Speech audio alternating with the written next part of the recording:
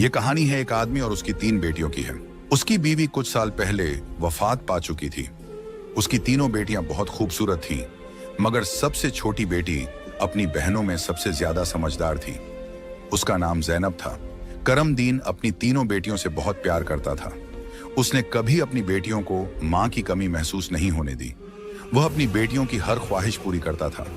अब करमदीन की बेटियां बड़ी हो चुकी थीं और अपने पिता के लिए खुद से खाना बनाने लगी थीं। जब करमदीन काम के सिलसिले में बाहर जाता तो उसकी बेटियां उसके लिए खाना तैयार करके साथ दे देती। उसी गांव में एक बेवा औरत भी रहती थी जिसकी एक बेटी थी। उस बेवा की आदत थी कि वह हर घर में कुछ ना कुछ मांगने के लिए चली जाती थी।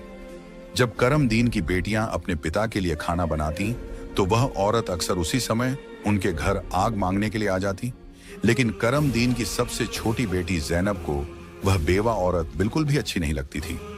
जब भी वह औरत उनके घर आती, ज़ैनब अपनी बहनों से कहती, यह औरत हमारे घर क्यों आती है? यह औरत बिल्कुल भी अच्छी नहीं है। बड़ी दोनों बहनें ज़ैनब को समझाती, देखो, यह बेवा औरत है और गरीब है। अगर हमारे घर से आग ले जाती है तो इसमें तुम्हारा क्या नुकसान है? ज़ैनब अपनी बहनों की बातें सुनकर चुप हो जाती, लेकिन वह कहती, देख लेना, यह औरत एक ना एक दिन हम सबके लिए मुसीबत खड़ी करेगी। यह सिलसिला यूं ही चलता रहा। वह औरत रोज उनके घर से आग लेने आती और मौका पाकर करमदीन के खाने में राख मिला देती। करमदीन ने जब अपने खाने में खराबी महसूस की तो उसने सोचा कि उसकी छोटी छोटी बेटियां खाना बनाती हैं, इसलिए उनसे कोई गलती हो जाती होगी। वह अपनी बेटियों से बहुत प्यार करता था और यह बात समझ नहीं पा रहा था कि उसकी बेटियां उसका खाना क्यों खराब कर रही हैं। फिर एक दिन करमदीन ने सोचा, आज मैं अपनी बेटियों पर नजर रखूंगा। आखिर मेरी बेटियां अचानक से मेरे खाने में क्या मिलाने लगी हैं? जब करमदीन की बेटियां खाना बनाने लगीं तो वह छुपकर उन्हें देखने लगा। उसकी बड़ी बेटी साफ पानी से चावल धो रही थी, छोटी बेटी सालन बना रही थी और सबसे छोटी बेटी ज़ैनब बर्तन साफ कर रही थी, जिन बर्तनों में खाना डाला जाना था। कुछ ही देर में खाना पककर तैयार हो गया। खाने में कोई खराबी नहीं थी। करमदीन परेशान था, लेकिन फिर अचानक उसने जो देखा उससे उसके पैरों तले जमीन खिसक गई। उसने देखा कि वही बेवा औरत उनके घर आग लेने आई है और उसकी छोटी बेटी ज़ैनब उससे बहस कर रही है। वहीं उसकी दूसरी बहनें ज़ैनब को समझा रही थीं, कोई बात नहीं ज़ैनब, ये बेवा औरत है, इसे आग लेने दो, बड़ी बहन ने कहा। लेकिन उस बेवा औरत ने आग लेने के बहाने नजरें बचाकर करमदीन के खाने में राख मिला दी और सारा खाना खराब कर दिया। यह देखकर करमदीन को बहुत गुस्सा आया। दूसरे दिन करमदीन ने उस बेवा औरत को अपने घर बुलाया और गुस्से में पूछा, तुम्हारी हिम्मत कैसे हुई मेरा खाना खराब करने की? वह औरत बड़ी नाटकीय अंदाज में करमदीन के पास आई और उसके सीने पर हाथ फेरते हुए कहने लगी, अरे, मैं तो यह देख रही थी कि तुम सच में अपनी बेटियों से प्यार करते हो या नहीं। खाना खराब होने पर तुम उन्हें डांटते हो या नहीं। लेकिन तुम तो बड़े अच्छे इंसान निकले, अपनी बेटियों से बहुत प्यार करने वाले। तुमने तो मेरी चोरी फौरन पकड़ ली। अब मुझे यकीन हो गया है कि तुम अपनी बेटियों से बहुत प्यार करते हो। आइंदा ऐसा कुछ नहीं होगा।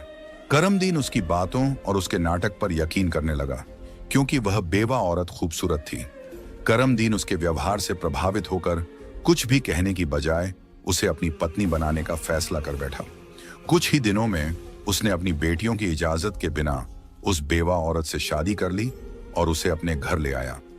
शादी के कुछ ही दिनों बाद वह बेवा औरत करमदीन की तीनों बेटियों से सख्त नफरत करने लगी। वह चाहती थी कि किसी भी तरह करमदीन की बेटियां इस घर से निकल जाएं। उसने उन्हें घर से निकालने के लिए तरह तरह के मंसूबे बनाने शुरू कर दिए। वह सोचती थी कि अगर बेटियां घर से चली जाएंगी तो वह और उसकी अपनी बेटी आराम से ऐश की जिंदगी जी सकेंगी। साथ ही करमदीन का पूरा ध्यान सिर्फ उसी और उसकी बेटी पर रहेगा। वह जानती थी कि करमदीन अपनी बेटियों से बहुत मोहब्बत करता है और उन्हें जरा भी दुखी नहीं देख सकता। उसकी अपनी बेटी हमेशा कीमती कपड़े पहनकर घूमती रहती थी, जिससे वह मॉडर्न लगती थी। लेकिन सौतेली मां ने करमदीन की तीनों बेटियों को घर का सारा काम करने पर मजबूर कर दिया। वह उन्हें ठीक से पेट भर खाना भी नहीं देती थी और धीरे धीरे उनकी दूसरी जरूरतें भी कम कर दी। तीनों बहनें हर समय दुखी रहने लगी। एक दिन 2 बड़ी बहनें रो रही थीं, तो ज़ैनब अपनी बड़ी बहनों के पास आई और कहने लगी, प्यारी बहनों, आओ हम तीनों कहीं बाहर चलें ताकि हमारा दिमाग फ्रेश हो जाए। फिर वह तीनों बहनें घर से निकल गईं और चलते चलते एक जंगल में जा पहुंची। वहां एक घने दरख्त के नीचे बैठकर वे रो रो कर अपनी मां को याद करने लगीं। इतने में उनके पास से एक अल्लाह वाले बुजुर्ग का गुजर हुआ। जैनब जमीन पर बैठी रो रही थी और कह रही थी, ऐ मेरे अल्लाह, हम मजलूम लड़कियां हैं और बहुत दुखी हैं। आप देख रहे हैं ना कि हमारी सौतेली माँ हम पर कितना जुल्म करती है। हम कितने दिनों से भूखे हैं। अल्लाह वाले बुजुर्ग पास ही खड़े होकर उनकी बातें सुन रहे थे। फिर वे जैनब से मुखातिब होकर बोले, बेटियों, तुम तीनों यहां इस दरख्त के नीचे रोज आती हो, तुम्हें क्या दुख है? तुम मुझे बता सकती हो? जैनब ने रोते हुए अल्लाह वाले बुजुर्ग को सारा वाकया सुना दिया। उनकी बात सुनकर बुजुर्ग को बहुत दुख हुआ। वे बोले, बेटी, यहां से थोड़ी दूरी पर मेरी झोंपड़ी है। मैं वहां रहता हूं और इबादत करता हूं। मेरी झोंपड़ी के बाहर एक अनार का दरख्त लगा है जिस पर पके हुए अनार लगे हुए हैं। तुम जाओ और उस दरख्त से जितने मर्जी अनार तोड़कर खा लो। यह सुनकर तीनों लड़कियां खुशी खुशी उस झोंपड़ी के पास पहुंची। उन्होंने देखा कि दरख्त पर बहुत ही खूबसूरत और रसीले अनार लगे हुए हैं। तीनों ने एक एक अनार तोड़ा और बैठकर मजे से खाने लगी।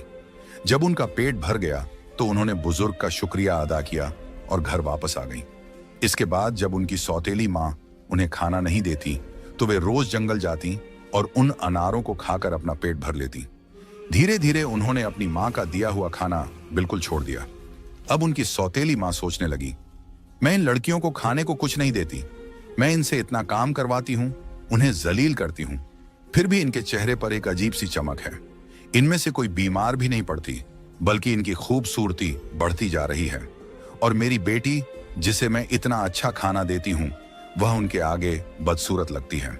दूसरे दिन जब वह लड़कियां जंगल की तरफ गईं, तो सौतेली माँ ने अपनी बेटी को उनका पीछा करने के लिए भेज दिया।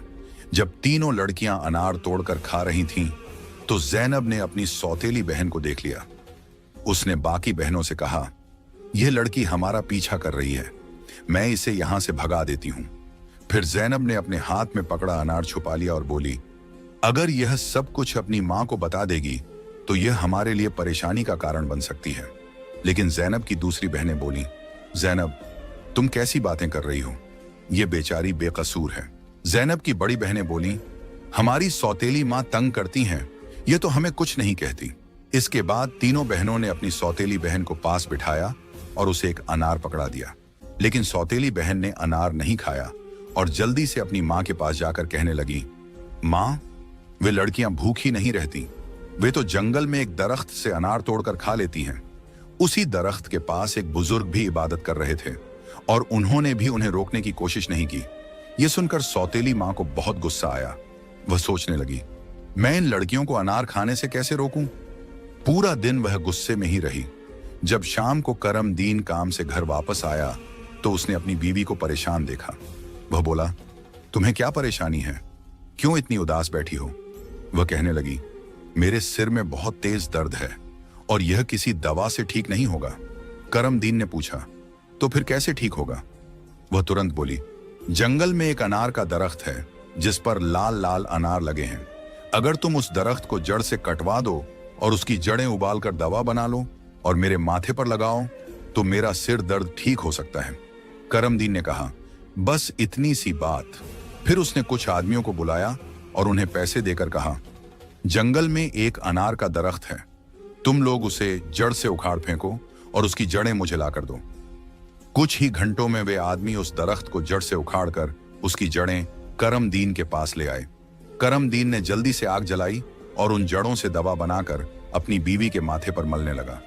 थोड़ी ही देर में उसकी बीवी कहने लगी, अब मुझे आराम है। अगले दिन जब तीनों बहनें जंगल गईं, तो उन्होंने देखा कि अनार का दरख्त किसी ने जड़ से उखाड़ दिया है। यह देखकर वे बहुत परेशान हो गईं और सोचने लगी, अब हम क्या खाएंगे?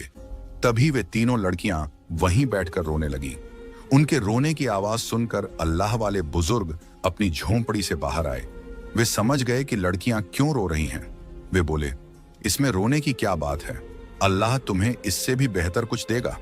फिर अल्लाह वाले बुजुर्ग ने अपनी उंगली से जमीन की तरफ इशारा किया और वहां पर एक छोटी सी नदी बन गई जिसमें पानी की जगह दूध बह रहा था। उन्होंने उन लड़कियों को एक मिट्टी का प्याला दिया और कहा, जहां से जितना मर्जी हो दूध पियो। लड़कियां बहुत खुश हुईं और मिट्टी के प्याले में दूध भरकर पीने लगीं। जब उनका पेट भर गया तो वे बुजुर्ग का शुक्रिया अदा करके घर वापस आ गईं। इसके बाद उनका रोज का यह मामूल हो गया कि वे तालाब के पास जाती और मिट्टी के प्याले में दूध भरकर पी लेती। उनकी सौतेली माँ उनकी सेहत देखकर हैरान थी। उसने अपनी बेटी को बुलाया और कहा, मैंने तो जंगल से अनार के दरख्त का नामो निशान मिटा दिया था, फिर भी इन लड़कियों की सेहत पर कोई असर नहीं पड़ा। मैं तो इन्हें पेट भर खाना भी नहीं देती। आखिर ये ऐसा क्या खा रही हैं जिससे इनकी सेहत इतनी अच्छी हो रही है? उसने अपनी बेटी से कहा, इनका पीछा करो और पता लगाओ कि ये क्या खाती हैं। लड़की फिर से अपनी बहनों का पीछा करते हुए जंगल में गई। जब तीनों मिट्टी के प्याले से दूध पी रही थीं, तो जैनब ने पीछे मुड़कर देखा। उसने अपनी सौतेली बहन को चुपचाप खड़ा देखकर बाकी बहनों से कहा, देखो ये लड़की फिर हमारा पीछा कर रही है। जैनब ने अपनी बहनों से कहा, तुम लोग जल्दी उठो और इसे यहां से भेजो, क्योंकि अगर इसने हमारे तालाब को देख लिया तो यह घर जाकर सब बता देगी और फिर घर में हंगामा खड़ा हो जाएगा। लेकिन जैनब की बड़ी बहनों ने उसे डांटते हुए कहा, तुम्हारा आखिर मसला क्या है? माना कि हमारी सौतेली माँ हम पर जुल्म करती है, लेकिन इसमें इस बेचारी का क्या कसूर? जैनब यह सुनकर चुप हो गई। इसके बाद तीनों ने अपनी सौतेली बहन को नदी के पास बिठाया और मिट्टी के प्याले में दूध भरकर उसे दिया। उस लड़की ने दूध पिया और जल्दी से अपनी माँ के पास पहुंचकर तालाब और दूध वाली पूरी बात बता दी। सौतेली माँ को यह सुनकर बहुत गुस्सा आया। उसने अपने गांव के कुछ आदमियों को बुलाया और कहा, तुम जितने पैसे चाहो मैं तुम्हें दूंगी, लेकिन तुम्हें जंगल में जाना होगा। वहां एक बुजुर्ग की झोंपड़ी और तालाब है। तुमने वो झोंपड़ी खत्म कर देनी है और तालाब में मिट्टी डाल देनी है। बदले में तुम्हें बहुत पैसा मिलेगा। कुछ ही देर में वे आदमी उसकी मर्जी के मुताबिक सब कुछ करके लौट आए। वह औरत अब बहुत खुश थी। अगले दिन जब तीनों बहनें जंगल में गईं, तो उन्होंने देखा कि वहां न तो तालाब है और न ही बुजुर्ग की झोंपड़ी। यह देखकर उन्हें पहाड़ जैसा दुख हुआ। वे वहीं बैठकर रोने लगीं और भूखी प्यासी अपने घर लौट आईं। उनकी सौतेली माँ यह देखकर बहुत सुकून महसूस कर रही थी। एक दिन वह फिर बीमारी का बहाना बनाकर लेट गई। शाम को जब करमदीन घर आया तो उसने अपनी बीवी को प्यार से कहा, चाहे मेरा सब कुछ बिक जाए, लेकिन मैं तुम्हें कुछ नहीं होने दूंगा। तुम्हारा इलाज सबसे अच्छे डॉक्टर से करवाऊंगा। लेकिन उसकी बीवी कुछ और ही चालें चल रही थी। उसने कहा, आपको इतना कुछ करने की जरूरत नहीं है। मेरी जिंदगी बचाने के लिए बस एक छोटा सा काम करो। करमदीन बोला, जल्दी बताओ क्या करना है, मैं वही करूंगा। उसकी बीवी बोली, तुम अपनी तीनों बेटियों का खून निकालकर मेरे हाथों और पैरों की हथेलियों पर मल दो, तभी मैं ठीक हो सकती हूं। यह सुनकर करमदीन की आंखों में आंसू आ गए, क्योंकि वह अपनी बेटियों से बेहद मोहब्बत करता था। वह चुपचाप कमरे से बाहर निकला और अपनी बेटियों को ढूंढने लगा, लेकिन बेटियां घर में नहीं थीं। वह परेशान होकर उन्हें ढूंढते ढूंढते कब्रिस्तान पहुंचा। वहां उसने देखा कि उसकी तीनों बेटियां अपनी मां की कब्र के पास बैठकर रो रही हैं। यह देखकर करमदीन का दिल कांप गया। एक तरफ उसकी बीवी की ख्वाहिश थी और दूसरी तरफ उसकी बेटियों की जिंदगी। करमदीन को समझ नहीं आ रहा था कि वह क्या करे। उसने सोचा कि उसकी बीवी उसकी बेटियों से कभी खुश नहीं होगी और उसकी बेटियां अपनी सौतेली मां के साथ खुश नहीं हैं। इसलिए उसने फैसला किया कि बेटियों को कहीं दूर ले जाएगा। उसने अपनी बेटियों को गले लगाया और कहा, ऐ बेटियों, तुम क्यों परेशान होती हो? मैं तुम्हें कहीं और ले चलता हूं। वह अपनी बेटियों को एक घने जंगल में ले गया। वहां उसने मिट्टी का चूल्हा बनाया और बेटियों को खाना बनाकर खिलाया। जब बेटियों ने पेट भरकर खाना खा लिया तो वे एक दरख्त के नीचे सो गईं। करमदीन ने अपनी बेटियों को वहीं सोते हुए छोड़ दिया और वहां से भाग गया। उसके दिल में यही ख्याल था कि कम से कम मेरी बेटियां जिंदा तो रहेंगी और अपनी सौतेली मां के जुल्म से बची रहेंगी। रास्ते में उसने एक हिरण का शिकार किया और उसका खून लेकर अपनी बीवी को दे दिया। उसकी बीवी ने वह खून अपने हाथों और पैरों पर लगाया और खुश होकर कहा, अब मुझे आराम है। उसे यकीन हो गया कि करमदीन ने अपनी बेटियों को मार दिया। दूसरी तरफ जब तीनों बहनें जागीं तो उन्होंने देखा कि उनका बाप उन्हें छोड़कर जा चुका है। वे अपने बाप को पुकारने लगीं। जंगल में जंगली जानवरों की आवाजें सुनकर वे डर गईं और रोने लगीं। इत्तेफाक से उसी जंगल में 3 दोस्त शिकार के लिए आए थे। जब वे शिकार करके लौटने लगे तो उनमें से एक दोस्त, जिसका नाम नासिर था, कहने लगा, मुझे लगता है, नासिर ने कहा, यहाँ कोई मुसीबत में है। क्या तुम लोग किसी के रोने की आवाज नहीं सुन रहे? मुझे तो किसी के रोने की आवाज आ रही है। चलो जल्दी से देखते हैं, शायद किसी को हमारी मदद की जरूरत हो। फिर तीनों दोस्त आवाज की दिशा में चल पड़े। आगे जाकर उन्होंने देखा कि 3 खूबसूरत लड़कियां बैठी हुई रो रही हैं। नासिर आगे बढ़ा और उनसे पूछा, तुम यहां अकेली क्या कर रही हो और इतना क्यों रो रही हो? जैनब ने नासिर को अपनी पूरी कहानी सुना दी। लड़कों को उन पर बड़ा तरस आया। वे आपस में कहने लगे, क्यों ना हम इन लड़कियों से शादी कर लें? इन्हें एक छत मिल जाएगी और हमारी जिंदगी भी सुकून से गुजरने लगेगी। फिर उन तीनों लड़कों ने उन तीनों लड़कियों से शादी कर ली। जैनब की शादी नासिर के साथ हो गई। संयोग से उन तीनों दोस्तों के घर पास पास थे। तीनों बहनें खुशी खुशी अपने अपने घरों में रहने लगीं। 1 साल के बाद जैनब के घर में बेटे की पैदाइश हुई। ये देखकर नासिर के दोस्त और जैनब की बहनें बहुत खुश हुईं। धीरे धीरे जैनब का बेटा 2 साल का हो गया। एक दिन नासिर ने अपने दोस्तों से कहा, मेरा आज फिर जंगल में शिकार करने का मन हो रहा है, चलो शिकार पर चलते हैं। लेकिन उसके दोस्तों ने मना कर दिया और कहा, हमें तो किसी जरूरी काम से जाना है, हम तुम्हारे साथ जंगल नहीं जा सकते। नासिर ने जैनब से इजाजत ली और अकेला ही जंगल में शिकार के लिए चला गया। लेकिन इसके बाद कई दिन गुजर गए और नासिर घर वापस नहीं आया। जैनब बहुत परेशान हो गई। उसकी बहनें भी उसकी चिंता देखकर चिंतित हो गईं।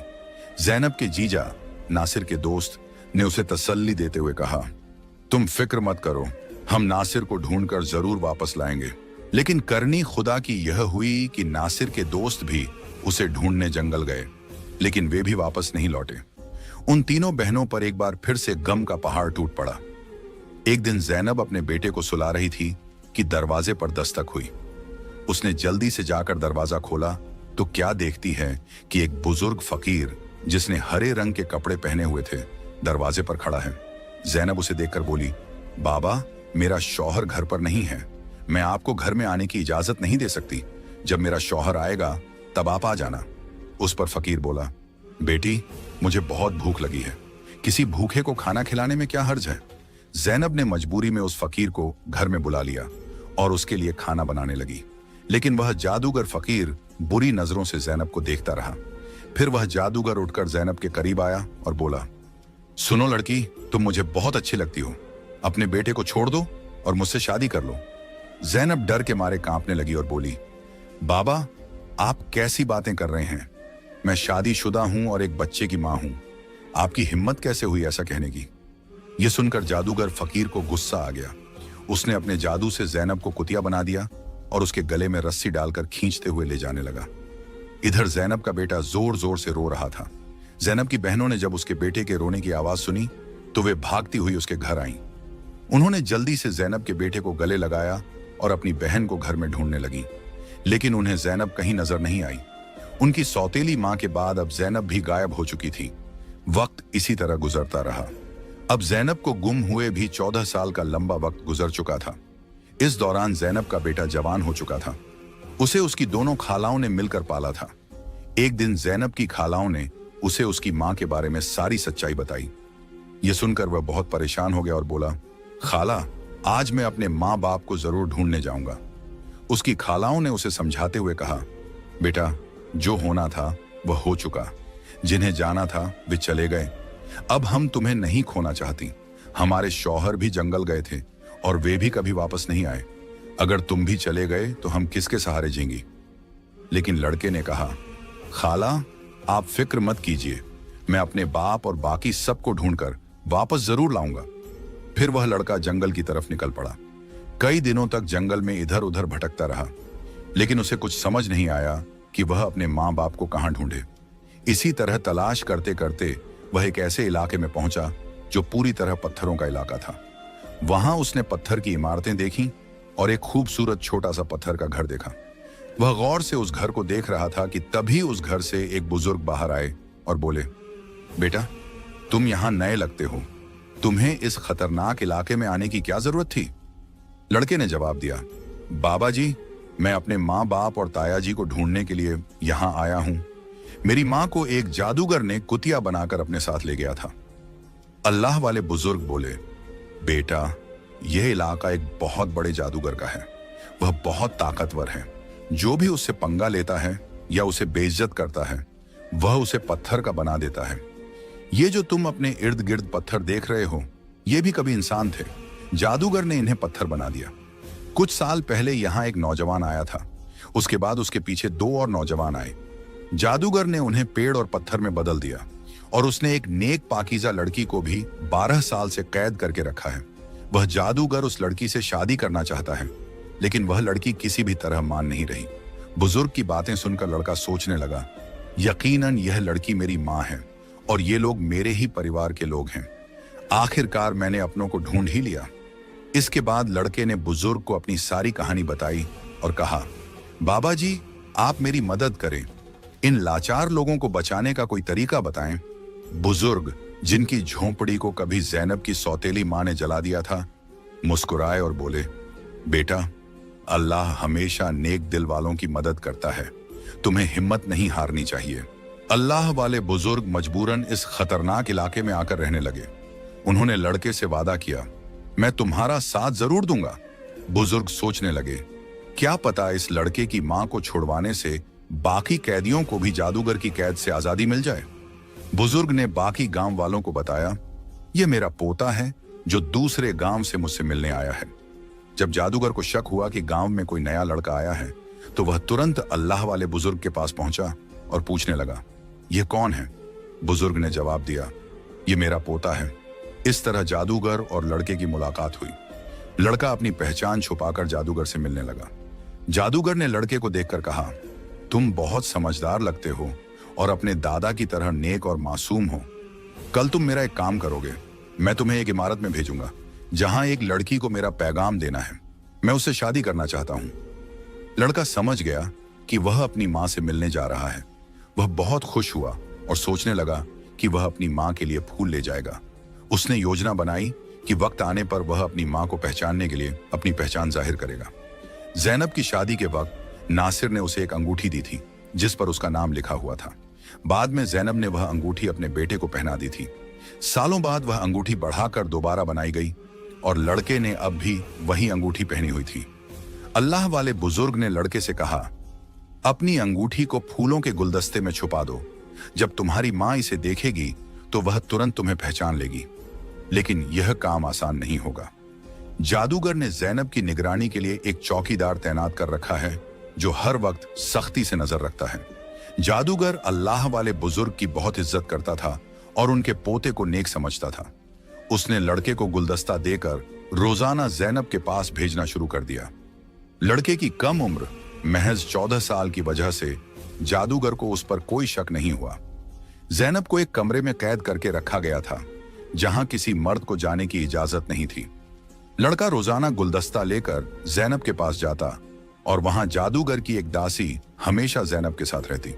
एक दिन किस्मत ने लड़के का साथ दिया। ऐसा मौका मिला जब कमरे में जैनब के सिवा कोई नहीं था। लड़के ने जल्दी से अपनी उंगली से अंगूठी उतारी और फूलों के गुलदस्ते में छुपाकर जैनब के कदमों में रख दिया। जैसे ही गुलदस्ता जमीन पर रखा, अंगूठी की आवाज हुई। जैनब ने हैरानी से गुलदस्ता उठाया और फूलों में बंधी अंगूठी को पहचान लिया। यह वही अंगूठी थी जो उसने सालों पहले अपने बेटे को पहनाई थी।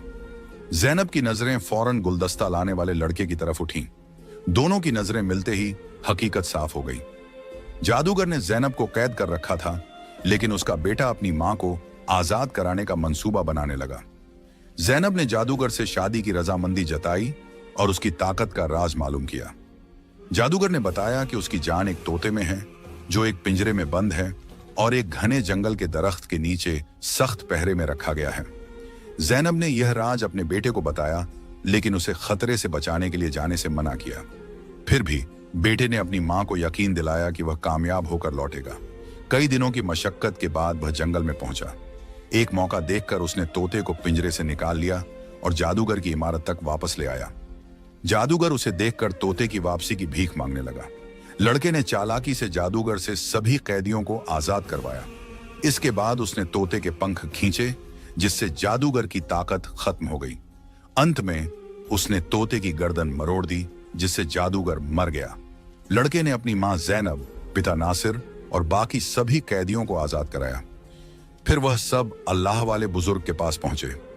सबने बुजुर्ग का शुक्रिया अदा किया और अपने घर लौट आए।